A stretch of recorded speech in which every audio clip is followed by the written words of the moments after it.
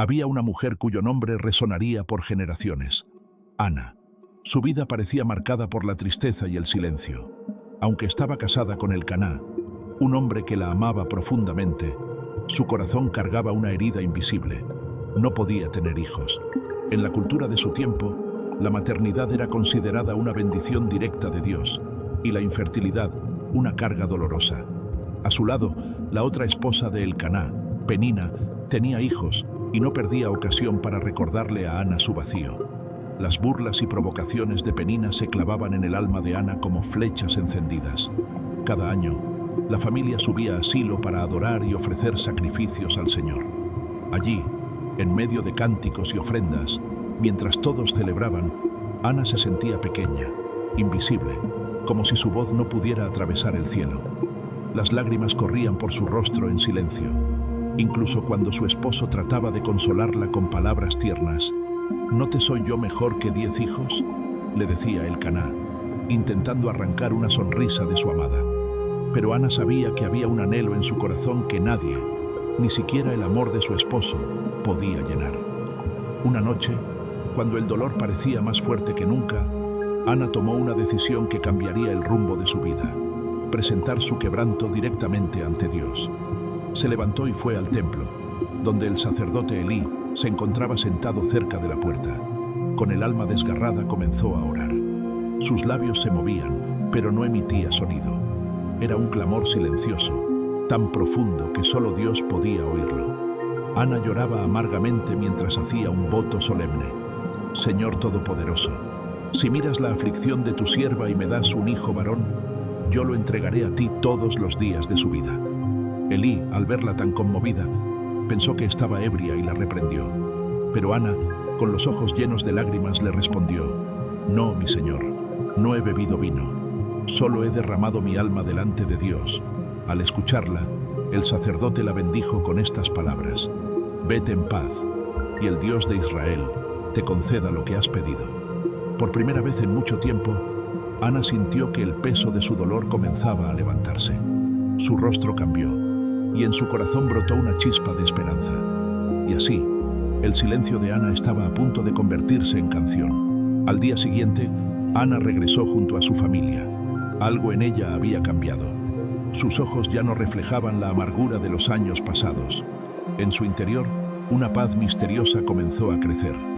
Aunque todavía no tenía en brazos al hijo que había pedido, confiaba en que Dios había escuchado su clamor. La familia volvió a Ramá, y los días transcurrieron. Pasaron semanas, luego meses, hasta que un día la noticia que parecía imposible llegó. Ana estaba esperando un hijo. Cada latido dentro de su vientre era un recordatorio de que el Dios de Israel había mirado su aflicción. Las lágrimas que antes eran de tristeza, ahora se convirtieron en lágrimas de gratitud. Al cumplirse el tiempo, Ana dio a luz un niño y lo llamó Samuel, cuyo nombre significa «Dios escuchó». Con ternura, lo sostenía en sus brazos, recordando cada noche de llanto y cada oración derramada. No había duda, el Señor había transformado su dolor en alegría. Pero Ana no olvidó la promesa que había hecho en el templo. Cada vez que mecía a Samuel en sus brazos, recordaba que aquel niño no era solo suyo, sino un regalo del cielo que debía ser devuelto al Señor. Cuando Samuel fue un poco mayor, Ana emprendió el viaje a Silo.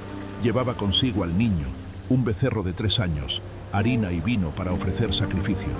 Al llegar, buscó al sacerdote Elí y le dijo con voz firme y emocionada: «Mi señor, ¿me recuerdas? Soy la mujer que estuvo aquí orando con el alma desgarrada. Por este niño oraba, y el Señor me concedió lo que le pedí. Ahora lo entrego al Señor, para que le sirva todos los días de su vida». Con esas palabras, Ana colocó a Samuel en manos del sacerdote. Fue un acto de valentía y fe, desprenderse de lo que más amaba para honrar a Dios. Y allí, delante de todos, Ana levantó su voz en un cántico poderoso, proclamando la grandeza de su Dios. Así comenzó el himno de victoria que resonaría en toda la historia de Israel. Ana alzó su voz en el templo, y de sus labios brotó un cántico que no era solo suyo, sino de todas las mujeres y hombres que alguna vez había llorado en silencio. Su corazón se desbordaba y proclamaba: «Mi corazón se regocija en el Señor, Mi fortaleza está en mi Dios. El arco de los poderosos se ha quebrado, y los débiles ahora se han ceñido de fuerza. Era más que un himno. Era una declaración de guerra contra la desesperanza. Ana reconocía que no había sido su fuerza ni la de su esposo la que le concedió el milagro, sino el poder de un Dios que exalta a los humildes y derriba a los soberbios. El Señor da muerte y da vida, hace descender al Seol y hace subir. Él levanta del polvo al pobre y al necesitado alza del muladar, para hacerlo sentar con príncipes y darle un trono de gloria. Su voz temblaba, no de miedo, sino de gozo. Aquel canto era una profecía, una promesa de que el Dios que había escuchado su oración seguiría actuando en la historia de Israel. El cántico de Ana se convirtió en un himno de victoria que resonó entre las columnas del templo. Cada palabra era un testimonio vivo. La mujer estéril que lloraba sola ahora cantaba con una fe indestructible. Mientras su voz se apagaba lentamente, un silencio reverente llenó el lugar. Todos los que escuchaban sabían que estaban presenciando algo más que la gratitud de una madre. Era el nacimiento de una nueva esperanza para el pueblo. Y allí, en medio del cántico, Ana dejó a su pequeño Samuel en manos del Señor, iniciando un legado que cambiaría la historia de Israel. El cántico había terminado, y con él, Ana entregó lo más valioso que tenía, a su pequeño Samuel. Con manos temblorosas, lo puso en los brazos del sacerdote Elí. El niño apenas entendía lo que sucedía, pero Ana sabía que estaba cumpliendo el voto que había hecho al Dios, que el viaje de regreso a Ramá fue silencioso. Le devolvió la esperanza. Las risas de Samuel ya no resonaban en sus oídos, y el vacío en sus brazos era profundo.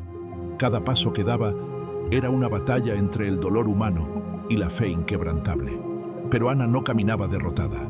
En su interior sabía que su hijo estaba en el mejor lugar posible, en las manos de Dios. Los días pasaron, luego los meses. Cada año, cuando la familia volvía a Silo para adorar, Ana llevaba consigo un pequeño regalo hecho con sus propias manos, una túnica tejida para Samuel. Con hilos de amor y lágrimas escondidas, ella cosía cada puntada como un recordatorio de que, aunque lo había entregado, nunca dejaría de ser su madre.